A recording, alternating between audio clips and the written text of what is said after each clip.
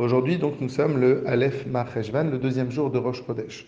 On a expliqué que Akadosh Baruch Hu s'habille en nous par le biais de la Neshama. Dans la Neshama, il y a 10 forces. Une des forces de la Neshama, c'est la parole. Et donc, quand nous, on parle, quand nous, on dit des paroles positives, eh ben, ça va influencer, ça va provoquer la parole d'Akadosh Baruch Hu, le retour de la parole d'Akadosh Baruch Hu vers nous positivement. Maintenant, Akadosh Baruch Hu, il a voulu un équilibre dans le monde. L'équilibre dans le monde qu'Hachem il a voulu, c'est qu'il y ait aussi les forces du bien et aussi les forces du contraire du bien. Donc de la même manière qu'il y a 10 forces dans la Neshama de la Gdusha, il y a 10 forces aussi de la Touma, de l'impureté. Et donc c'est ça qu'on voit dans le passage qui dit Asher Shalat Adam Be Adam Leralo, que l'homme domine l'homme pour lui faire du mal. C'est qui cet homme qui domine l'homme? Alors c'est apprendre à deux niveaux. Premier niveau en nous-mêmes. En nous, on a deux hommes. On a un homme on a les 10 forces de la Gdusha et de la sainteté, et on a les 10 forces de l'impureté. Et ces 10 forces de l'impureté, elles veulent prendre le contrôle, à Shalat, elles veulent nous dominer. Elles ont envie, ces 10 forces-là du mal, ils ont envie de dominer. On a envie de parler des choses, par exemple, négatives, de penser des choses négatives, etc. D'où ça vient? Ça vient des 10 forces de Touma. D'ailleurs, comment savoir? Des fois, on ne sait pas. Est-ce que ce qu'on fait c'est bien ou c'est pas bien? Alors un truc pour savoir, c'est que c'est marqué dans le pasuk Asher Shalat Adam et Adam que l'homme va dominer l'homme. Mais pourquoi? Les ralos, pour lui faire du mal. Quand on réfléchit bien, à chaque fois qu'on est dans les forces de la Touma, c'est pour nous dégrader, c'est pour nous dévaloriser. Quand on est addict à quelque chose, c'est pour devenir esclave. Comment savoir si on est dans le bien ou dans le mal?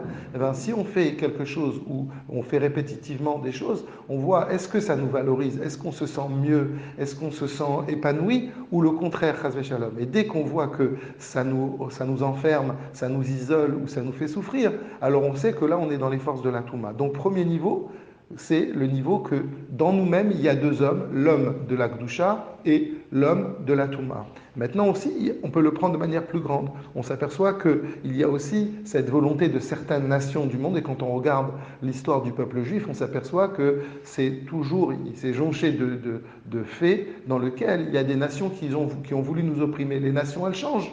Mais il y a toujours eu dans l'histoire des nations qui veulent nous opprimer. C'est des fois les uns, des fois les autres. Et donc la question c'est comment c'est possible? Comment c'est possible que nous, on a été le peuple qu'Akadosh Baruch Hu a choisi pour qu'on amène la lumière dans le monde? Et donc on devrait être préservé, on devrait avoir un bouclier qui nous préserve. Comment c'est possible que ces nations, ils arrivent à vouloir nous opprimer et des fois même ils y parviennent, chas v'shalom? Alors c'est parce qu'ils tirent leur force. Ces nations, elles tirent leur force de ces 10 forces de la Touma, ces 10 forces de l'impureté. Maintenant, l'Admorazaken, il dit que, bien sûr, ça n'est pas de la même manière. La manière dont Hachem s'habille dans les 10 forces de la Kdusha n'est pas du tout, dans les 10 forces de la pureté, n'est pas du tout la même manière que Hachem. Il ne s'habille pas dans les forces de l'impureté. Ils reçoivent, comme on dit, quand on donne à quelqu'un par derrière l'épaule. Ça veut dire on lui donne par derrière, on ne le regarde pas. Quand on donne quelque chose à quelqu'un, on peut lui donner avec un sourire. Ce n'est pas simplement qu'on tend la main et qu'on lui donne, mais en même temps, notre visage panim, comme on l'a expliqué, panim, ça veut dire plimiut. Il y a aussi, je donne, mais je donne avec de la profondeur. C'est pour ça que, par exemple, quand on donne la tzedaka, on doit s'efforcer de l'accompagner avec un sourire.